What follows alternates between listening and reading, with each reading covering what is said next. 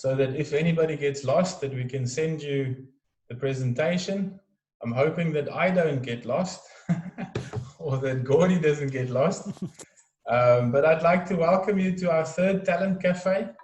Thank you so much for your interest, and for those of you who have shared it on with your colleagues and with your network.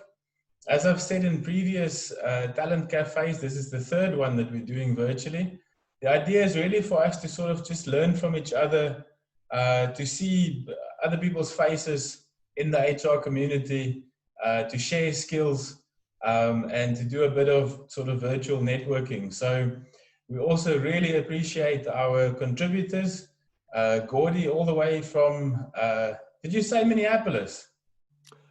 Yes, from Minneapolis. From Minneapolis. Yes. We've been chatting on LinkedIn for a while now about leadership and other topics. If you want to reach out and friend Gordy on LinkedIn, it's a fun experience. He he calls a spade, and obviously backs that up with many years of experience. I think now you've all seen his profile. You have read what he has to say, maybe on his LinkedIn profile. So I'm not going to take too much time to introduce him. All I want to say, Gordy, thank you so much for joining us and sharing with us on this platform.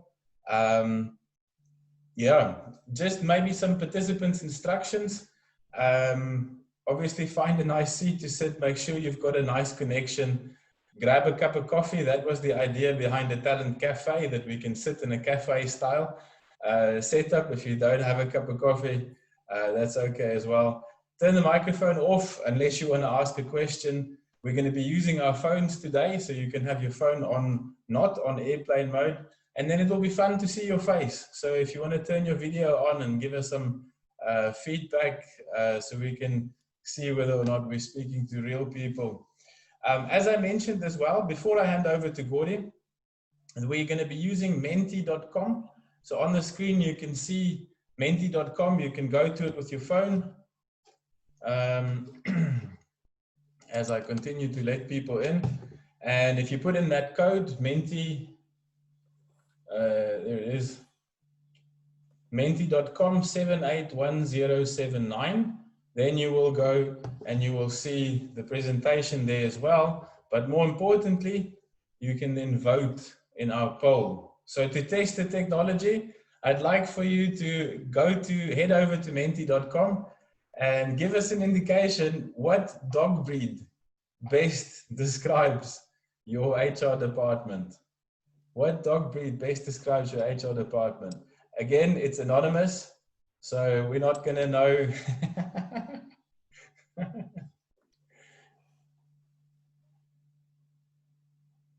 Whose dog it is. We've got a couple of Jack Russells, the German Shepherd.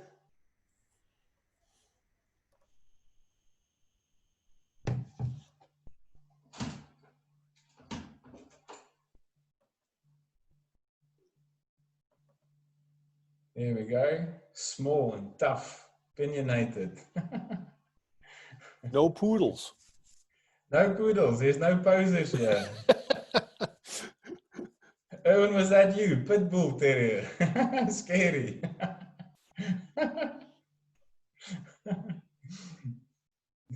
Well done. So we got 10 votes so far. 10 from 25 participants. There we go. Some more pit bulls. And on the screen at the bottom right, you'll also see that there is a little chat box if you wanted to post a question to us as we're going through. Then that'll be fun. Let's give a minute more for you to vote. Or do we have all our votes in?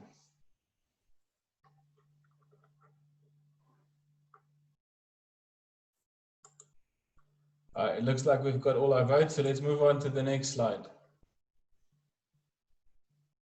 All right, so here we're asking the question, choose the 3 most important functions of HR management. Just give me a second here if you don't mind. It looks like there's something else going on here that I need to fix.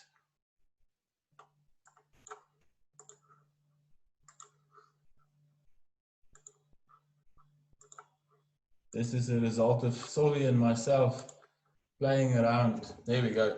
You see that again? So choose the 3 most important functions of human resource management, in your opinion.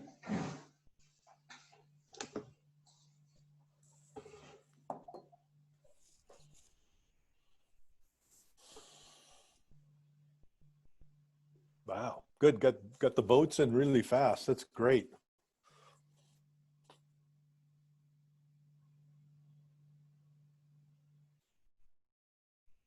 I've made my vote.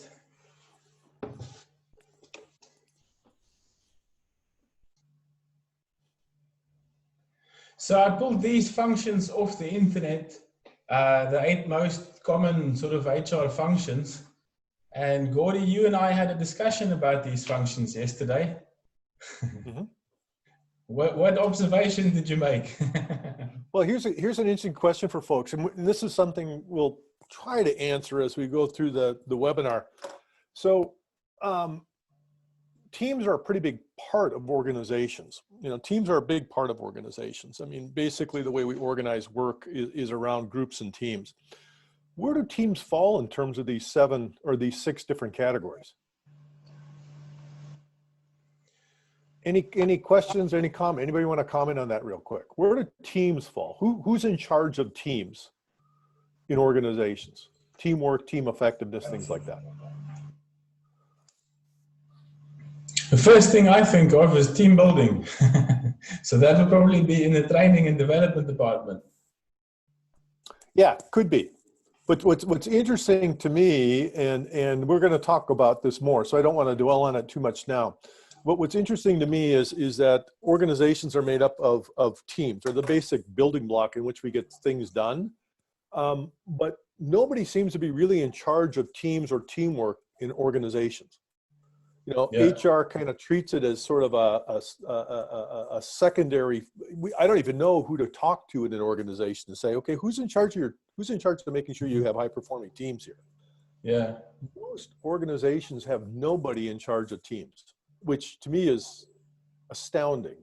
And I'll say more about that in a minute, but just something to think about is you either, if you're a freelancer providing consulting services, or if you work inside of an organization, one of the things to think about is who's responsible for teamwork, who's in charge of setting the tone or determining what kind of team models we use, et cetera, et cetera. Okay, so here's the presentation. Our team's a missed opportunity for HR, and I think there's the resounding answer to that question is yes, and I'm going to explain why. So let's go to the next slide, please.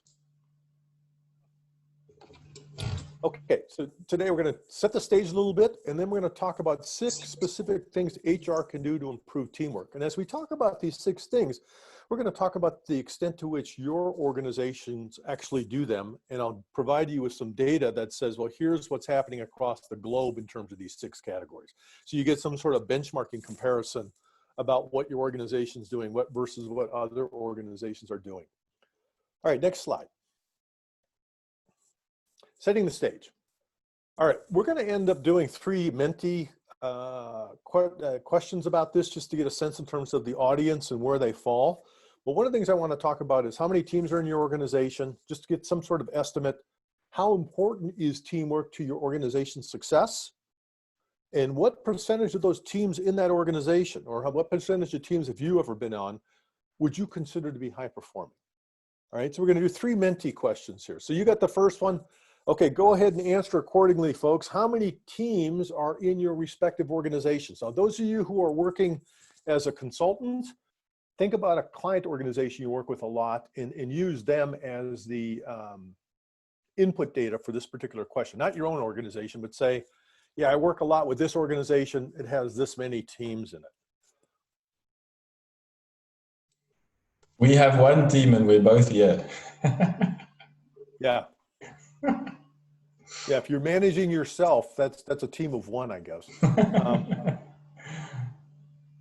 Let's take another 10 or 15 seconds to vote. Okay.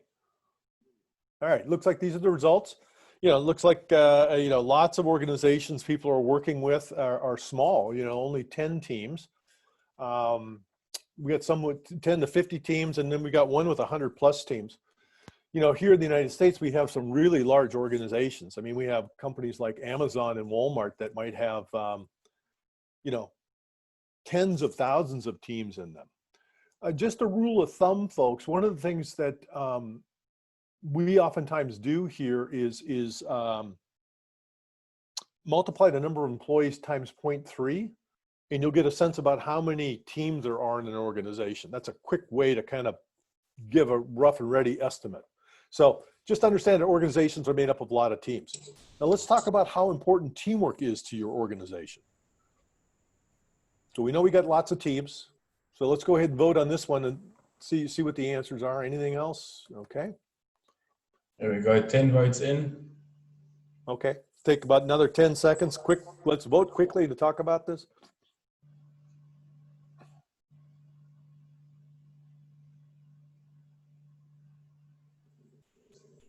Yeah, that's about it. 14 people have voted. Okay. All right, so folks, here's the key finding. One, we know that organizations are made up of dozens, if not hundreds, if not thousands of teams. So they're everywhere.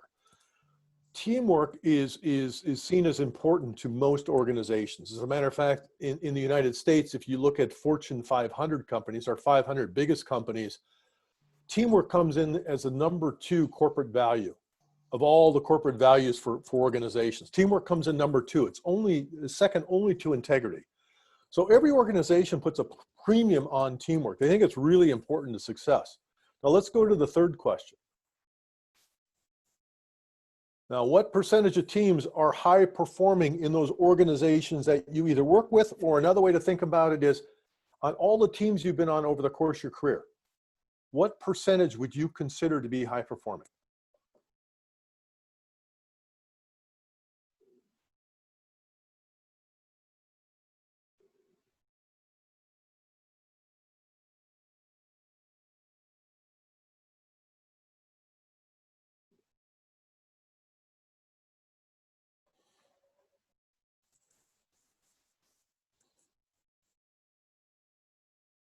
Okay, give it another 5 seconds to vote. Well, this is interesting. So I'll tell you what, this is a really different score than what we see across the globe. So the answer across the globe is about 20%. So I don't know if this is, if you guys have really got teamwork figured out here, or if this is a cultural difference, Namibia versus at least Eastern and Western Europe and Asia Pacific in terms of China. But a lot of the research that we have looked at is only about 1 in 5 teams are considered to be high performing. Now, of course, we have to define what high performance looks like. We could have different definitions of what that is.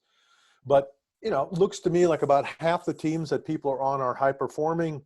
They would consider to be high performing, and about half may not be. So clearly there's some teams and organizations that need help. So the question is, why do so many teams need help? Why are half the teams in an organization not high performing? Or in the case of, say, Europe or North America, 80% of teams are not high performing. And so we're going to talk a little bit about this. So the first thing to think about is from a role modeling perspective. If an organization is going to have high performing teams, you want the top team, the C-suite, the managing director team, to be a high performing team. Because clearly, if they're not playing nice at the top, we're going to run into problems. So let's go ahead and vote on this in terms of, to what extent is your top team high performing?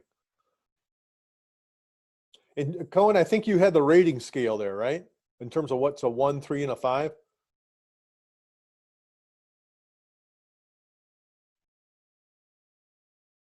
Cohen, are you with me? I'm not hearing you.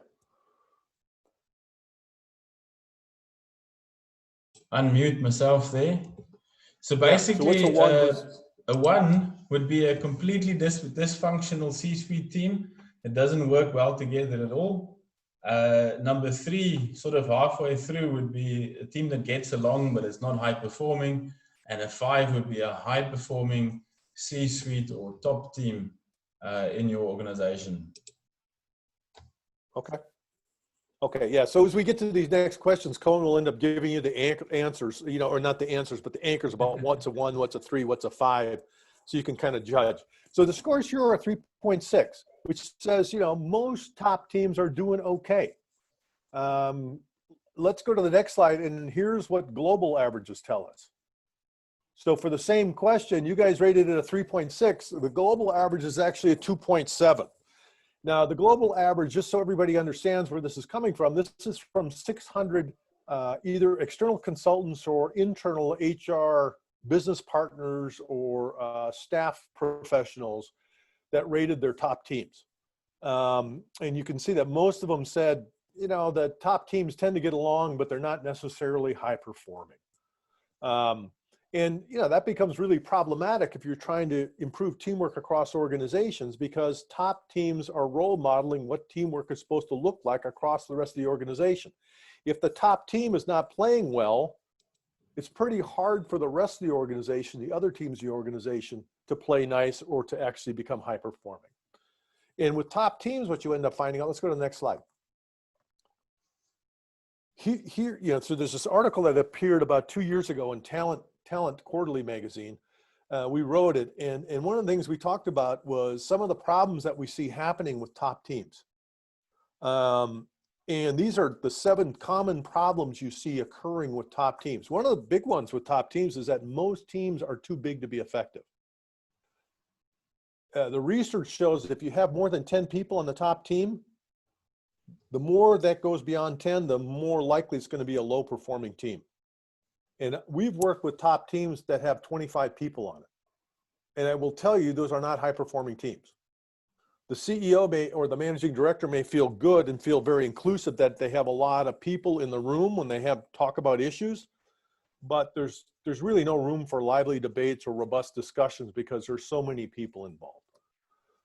Another problem we oftentimes see, I'm just going to point out a couple of these. Another problem we end up seeing with top teams is something I call alpha paralysis. So alpha paralysis occurs because people on the top team are typically alpha males and alpha females. So they're confident, they want to be in charge, they want to be in control. And the thing about type A type people, alpha males and alpha females, is they have an opinion about everything, even if they don't know anything about the topic. So whatever the topic is that's raised to a top team, everybody will want to weigh in, even when their opinions really are not very informed or should matter.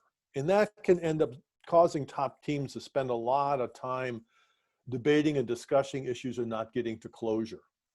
The last problem I'll just talk about with top teams we see happen a lot is a lot of top teams operate at the wrong level. They end up micromanaging the organization and talking about a lot of things that should be handled a level or two lower in the organization. And that can be really, really problematic.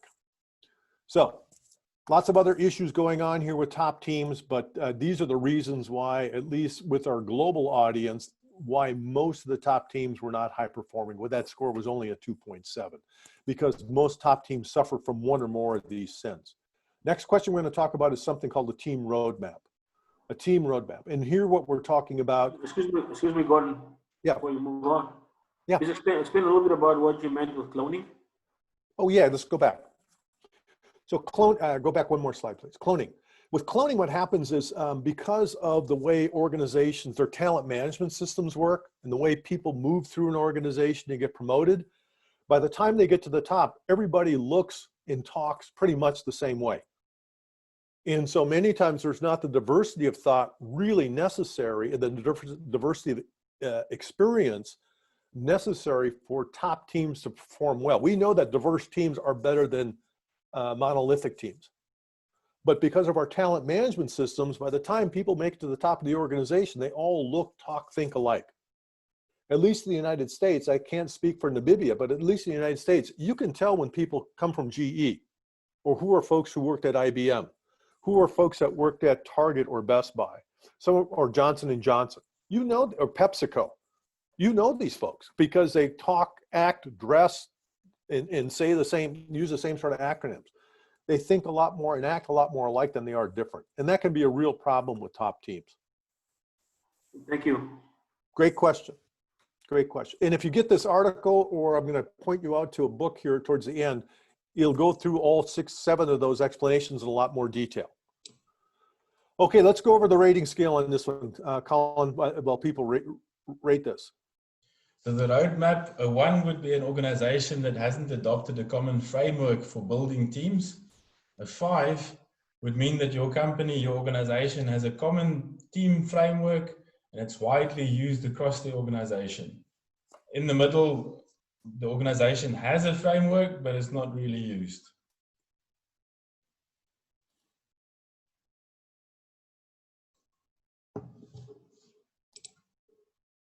Okay, 5 more seconds quickly.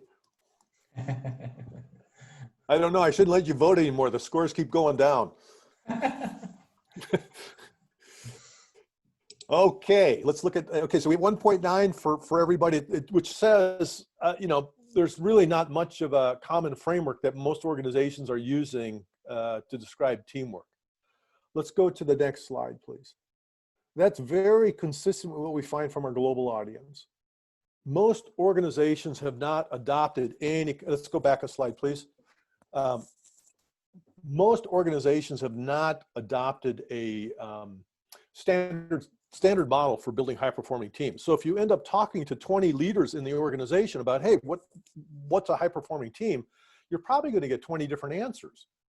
And so one of the things you want to do if you want to help organizations promote teamwork and help foster teamwork is let's adopt a common model. So when we start talking about teamwork, everybody's talking about the same thing when we try to build high-performing teams, rather than having 20 managers with 20 different definitions and 20 different ideas of what team building looks like. Now let's go to the next slide. Now, folks, there are lots of different team building models out there, all right? Having a model is better than not having a model at all. You know, so there's lots of different kinds of models out there. Some models are a lot better than others. Some models have no research behind them whatsoever. For example, the 5 behaviors of a cohesive team or the 5 dysfunctions of a team, there's no research behind any of it. And once you start looking at it with some more detail, the model falls apart pretty quickly. Other models don't apply to lots of teams. Some models don't apply to brand new teams. Some models don't apply to matrix teams or cross-functional teams, or some models don't apply to groups, which are different than teams. So really, whenever you adopt a model, you want to do your due diligence to say, hey, okay, which ones are research-based, which ones are practical, which ones can we use across a variety of different team types. And from our perspective, that's why we built the rocket model, which is in the center of this. We really tried to address all those different questions when we built that particular model. But there are other models out there too. We haven't cornered the market in this area by any stretch of the imagination. Next slide. So adopt a model. That's one thing you can do. Next thing, we're going to talk about teams and talent management. Let's go to the next slide. We've got the poll here.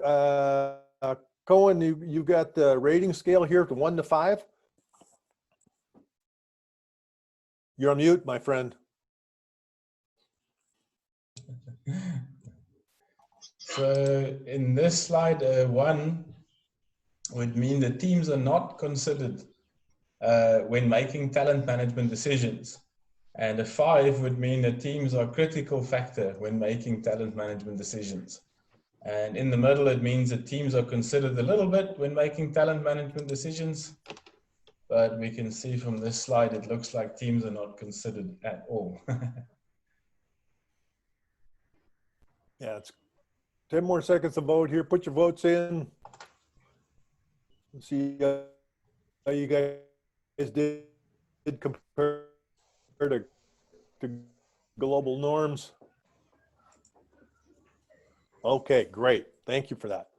Yeah, so it looks like, you know, many of us work in talent management, and, you know, we either get involved on the hiring side or on the onboarding piece, or we get involved with succession planning or development or performance management. But it's really interesting to see to what extent teams are kind of factored into those decisions. Most of our talent management systems are over-indexed on the individual. we really spend a lot of time focusing on what makes the individual tick. But we don't spend a lot of time talking about, all right, especially if they're in a leadership role, can this person build a high-performing team?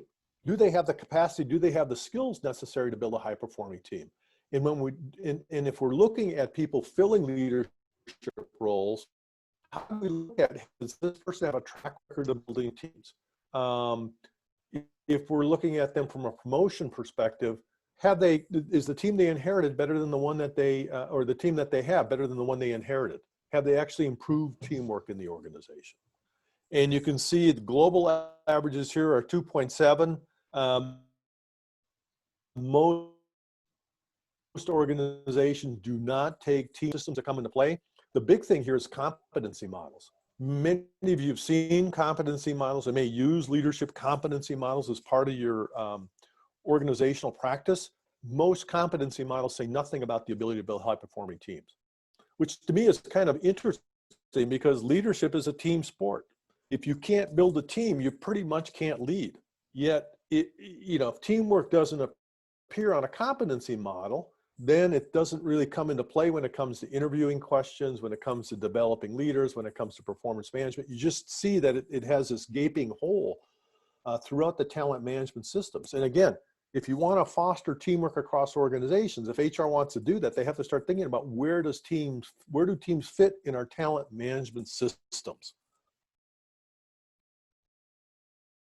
Any ideas? I don't know I'm not sure where this is coming from, so. It's a question that's You're asked on on mute. Menti.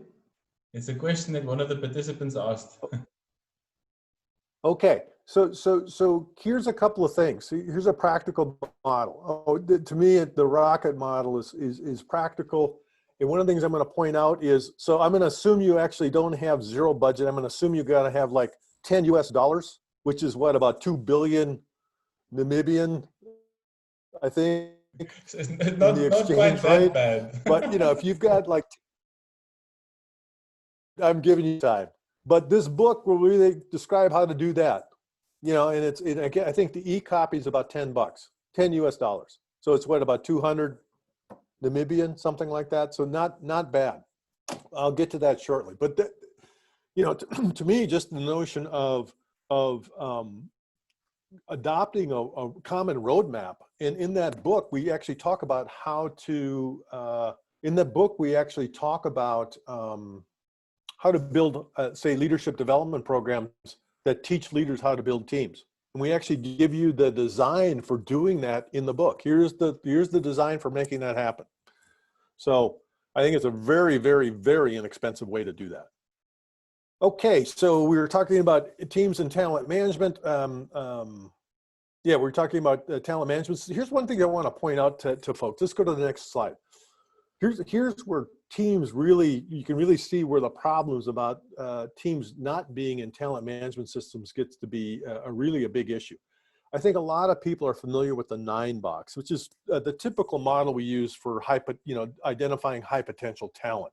So at the bottom, we have leaders, a candidate's performance. What level of performance do they have? Was it low, moderate, or high? And on the vertical side, we have what are their estimates or ratings of potential? This person can go a long ways. They have a lot of runway. They can get advanced pretty far in the organization. They have a lot of leadership potential.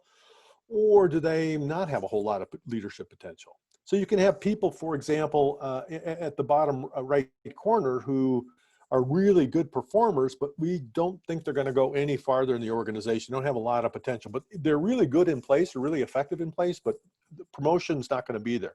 You have the other people in the top left corner who we think has got a ton of potential, but they're not high performers yet. They may be new to the role, but we see these folks as big up and comers. We think that in another year or two, they're really going to be superstars. And then those folks in the far upper right corner, these are our real superstars. These are our real talent. And this is typically where the high potentials come from. These are the folks who are not only performing at a super high level, we think they have a lot of runway. We think these folks are probably going to be in the C-suite in the next 5 to 10 years. These folks are really the ones we want to take care and nurture. And we've done a bunch of research with high potentials, people in that upper right corner, these high performers, high potential folks. Let's identify who those folks are. And then looked at them and said, okay, great. These are your best and brightest people. These are the people that you're going to place the big bets on in terms of development and making sure they're groomed and ready to move to the top. To what extent can these folks build teams? Let's go to the next slide. And what we find here, folks, is so on the left, we've got the names of, and again, we've changed the names, but we've got the names of people who are high potentials. These were all folks in the upper right. These were all folks, this is the financial services firm, folks all seen as the best and brightest in the company. These are our people we're placing our bets on. They're all smart, had gone to the right schools, had great experience. They have great, if you're familiar with the Hogan personality inventory, they had great bright side characteristics. They're highly ambitious. They're very hardworking. They're dutiful. They don't make any, they're very loyal. So lots and lots of things to admire about these people. But if you look at the far right column, you've got something called the TQ score. The TQ score says, to what extent can these people actually build high performing teams? And the TQ score ranges from 0 to 100, with 50 saying this person is on par with other people in terms of building high performing teams. Higher scores are better. So if you have a higher score, it says, hey, this person's really good at building high performing teams. Lower scores indicate people were having problems building high performing teams. And what was really interesting, and we've seen this now across a number of different high potential groups, is that, again, they come across as smart, ambitious, loyal, dutiful. They'll do whatever you ask them to do. They don't make any waves. They make themselves indispensable, but they can't build teams to save their life. And you can see that 70% of these folks had below average scores when it comes to building high performing teams. They had scores below 50. A couple of people were really bad at it. That's where the red is. And that's pretty typical across organizations. Nobody was what I would call a high performing, a score above 75 when it came to TQ score. Some people were above average. Most were below average. Some were really bad. And I would venture to guess in many of your organizations, if we ended up doing a survey that gives us a TQ score, it would be interesting to see how many people in your organization, how their TQ scores would stack up. What percentage of people are actually leading teams where their direct reports consider them to be high performing. Be something interesting to look at. Okay, let's go to the next slide. Got a couple of questions here. Yeah.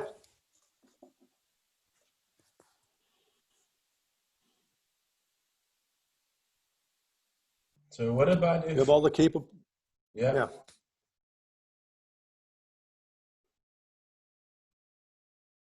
Yeah, boy, we have all the capabilities and competencies. I guess I don't know what we mean by capabilities and competencies here. One of the things I typically find that works in organizations is find a target team to start working with, to get them, especially if this team wields some influence or is seen with some admiration across the rest of the organization, and start doing some systematic work with them to help them move from, say, good to great. And if you have some success there, then they can be a reference client for you to help spread the word. That's, to me, is usually the best way to start, to create some sort of a pull system where, hey, we started to work with team, or maybe it's launching a brand new team. How do I help them systematically get launched effectively? I can bring in different tools and techniques for doing that, get them launched right, and then pretty soon everybody else wants to see what they're doing and how did you do it, and can you help me? Okay. No questions from the audience. No, that's okay. We're good. Okay, let's go to the next component, team feedback. Okay, Cohen, you're going to be on, you got to go over the rating scale here.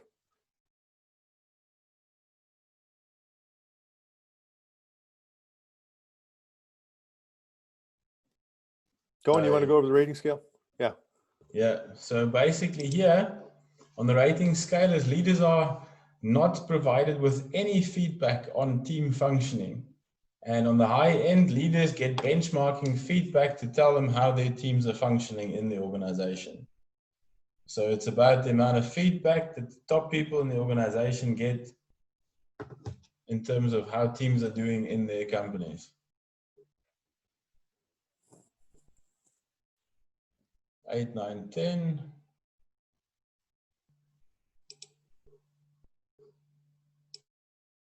Okay, okay, so score, looks like the score is 2-6, 2-7. Let's go to the next slide.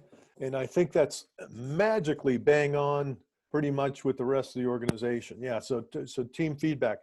You know, it's interesting. We want leaders to build high-performing teams, but many organizations don't provide them with any kind of feedback to say, well, to what extent are you actually building a high-performing team? Leaders don't get a lot of feedback in that regard. I think, you know, in some organizations, leaders may get employee engagement or employee satisfaction feedback that can tell you how employees are feeling or how engaged they are, but it doesn't really tell you to what extent they are working together as a team. You really need team level feedback to provide that information. Let's go to the next slide.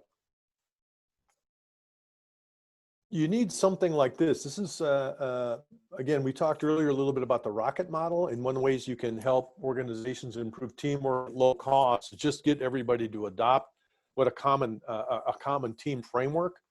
Here's what's going on is we've actually built an online survey that we give to team members and the team leader, and they fill it out about the extent to which they are doing the kind of behaviors associated with high-performing teams. So there are 8 components to the rocket model, and you can see scores for these 8 components on the left side here. Scores range from 0 to 100 on these 8 components, 50 being average for teams across the globe. Lower scores indicating lower performance, higher scores indicating high performance. These particular results are for a $2.5 billion US division of a company that sells well-known vacuum cleaners and hair dryers. All right, and you can see this team is a complete, or as we would say in the United States, they're a hot mess. It's a completely dysfunctional top team. So you can venture to guess what the performance has been like for the organization when the team at the top is this dysfunctional. But, you know, many times, let's go to the next slide. I want to show you something here. So this next slide is really interesting and it's really important. So what happens is you go through the team assessment survey, you get those overall results that we saw in the previous slide, but then as you go through the survey, you get to see each of the components of the rocket model, in this case, talent, and you can see the items that make up talent at the bottom of the page. What was everybody rating? And that rating scale goes from strongly disagree to strongly agree. That's what those 5 tick marks, strongly disagree, disagree, so-so, agree, and strongly agree. With this particular team, there were 2 sub-teams. There was the business product line leaders, and then there was the functional leaders. And that's what represents the green dots and the blue squares. So you can see how those 2 functional teams were rating those items. The red square represents the team leader's perspective. And what you see from here is the team leader is looking at the team much more optimistically than the rest of the team is. Every team leader I've ever ran into thinks they lead a high-performing team. The people working for them don't think that way at all. And this is a big, and until team leaders get feedback that looks like this, they think they're going to be good team leaders. This is the way you get team leaders' attention, that maybe they're not as good as they think they are, is when direct reports start providing ratings and saying, you know what, we don't really work very well together. You may think we do, but we don't. That's what this sort of feedback is telling you. And this is why it's very important. I think if you want to foster teamwork across organizations, you have to start thinking about how do we give team leaders team level feedback about how their teams are actually functioning and performing. Let's go to the next slide. Okay, we're going to talk about team training and tools next.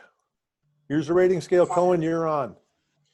So 1 would be leaders are not provided any training or tools on how to build teams. And a 5 would be leaders are given specific training designed for them to know how to assess and improve team performance.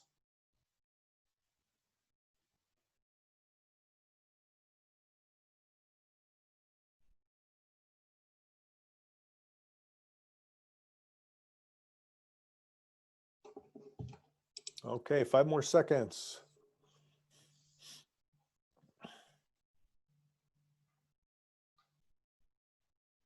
Okay, 1.8. Looks like that's 1.9. We're moving on up. All right, let's go to the 1.9 was the answer. Okay, next slide. 2.6 is what we see across global averages. You know, a lot of organizations will provide their leaders with training around, like I said, interviewing, onboarding, coaching, communication, interpersonal skills, performance management, setting goals, delegating, things like that. But they do relatively little around training leaders how to build teams. How do I work with the collective group of people to get them working together towards common goals? That's pretty typical across organizations. Let's go to the next slide. So if you want guidance and advice about how to actually build training and tools to teach leaders how to build high-performing teams, again, here's the book I referred to earlier, Ignition. It's like I said, the electronic copy is about $10 US. It's pretty darn cheap. And in it, it's got 15 chapters about how to deal with different sort of team situations. But one of the chapters deals with how do you train leaders on how to build high-performing teams, and it actually gives you a very specific design to do that.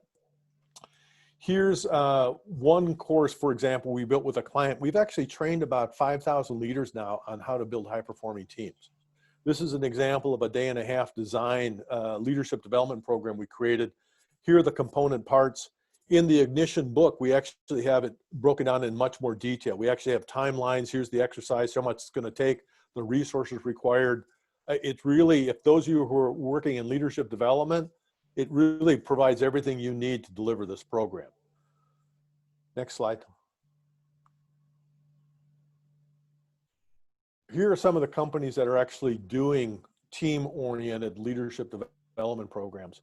I'm going to point out Red Bull because I think some of these other companies are more US-centric or European-centric, Canadian-centric. Red Bull, a lot of people know. There are 1,000 people leaders at Red Bull. Every one of them gone through a one-day building high-performing teams leadership development program. Every one of them. So if you go to Red Bull and you talk about teams, the first thing you'll hear is the rocket model, because everybody knows, you know, they've adopted a common model. Everybody's getting feedback on how their teams are performing based upon what we showed earlier. And everybody's getting training on how to build high-performing teams. That's what they're doing across the company. So that's one way they're kind of rolling it out and making it happen. Let's go to the next slide. Rewards for teamwork. All right, Cohen, you got it here in terms of the rating scale. Let's see to what extent organizations actually reward leaders for building high-performing teams. So one would be rewards are based on individual accomplishments, and there are few or no rewards for building teams. And a 5 would be rewards are based on the team accomplishments rather than individual results.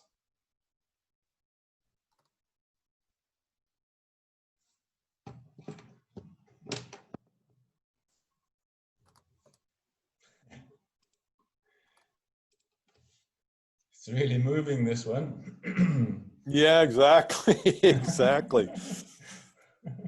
Yeah, it's nice to see what everybody's kind of voting and what the votes look like, because it's different. You know, obviously, every organization is different in terms of what they're doing and what's happening. Okay, looks like we ended up about a 2 on this particular one. Let's go to the next slide. Okay, the overall score for teamwork across organizations globally is about a 2.7 on this one. Most organizations, when it comes to teams, use some sort of combination of individual rewards, rewards for individual accomplishments. Here's the own goals I have for myself, and therefore my bonus or my raise is going to be based upon what I have done, as well as some combination of collectively, how did the team do? It's some mix of the both global or not, team goals and individual goals. The point here is, you know, a lot of organizations want teamwork, but oftentimes they reward individual efforts. If leaders are going to build teams, many times it comes out of their hides. They don't get compensated or rewarded for it. But what I want you to, you know, so it's interesting to look at your scores versus these scores. They were pretty close. Some cases are a little bit higher. I think the top team effectiveness is a little bit higher, but some of the other scores I think were pretty closely aligned with what we saw across the globe with what's happening in Namibia. Let's go to the next slide. Some key takeaways for HR. You know, teams are everywhere. Like I said, they're the basic way in which we organize work. So every organization's got teams to get things done. But high-performing teams are actually rarer than you think. There's not that many teams that end up being high-performing. You know, in Namibia, sounds like about half were high-performing. Across the rest of the globe, it's only about 20% would be considered to be high-performing. So there's lots and lots of teams. Some percentage of these teams need help. HR controls a lot of the levers to build high-performing teams. HR controls oftentimes the model that's adopted or the roadmap that's adopted. HR controls the talent management systems. HR controls whether or not teams get feedback or leaders get feedback on team dynamics and performance. HR oftentimes controls compensation and benefits in terms of rewards for teamwork. And HR oftentimes is the source for team building interventions or training leaders on how to build high-performing teams. They control all that. So because HR controls a lot of these levers to improve teams, I think teamwork is just a big opportunity for HR. If you really want to have an impact on your organization, think about how teamwork consists, you know, how you can drive teamwork systematically across the organization. All right, let's go to the next slide. If you want more information, all right, if you want more information, like I said, I am going to send Cohen an article that has all that raw data in, or that basic data, that the data that was highlighted in the red, the global norms, so you can see that. Chapter 15 in this book talks about this data in more detail. And there's also more stuff in the book that talks about how you can actually do this exercise we just did. How do you do it in your respective organizations to get them to talk about the extent to which they are fostering, you know, teamwork in their organizations? Or contact me, you know, reach out on LinkedIn or contact me specifically. I can send you a copy of what a team assessment survey looks like and things along those lines. And when we're running training on any of this stuff. Okay, so we've got about, looks to me like I've got to cut this off about 5 till. So we've got 3 or 4 minutes for questions for anybody who has any questions. Any questions, anybody? Now you can ask questions. Like we saw earlier. You don't ask any questions. You can ask questions, so feel free, folks. Right. I think everybody's pretty keen to get home. The bell rings in a few minutes.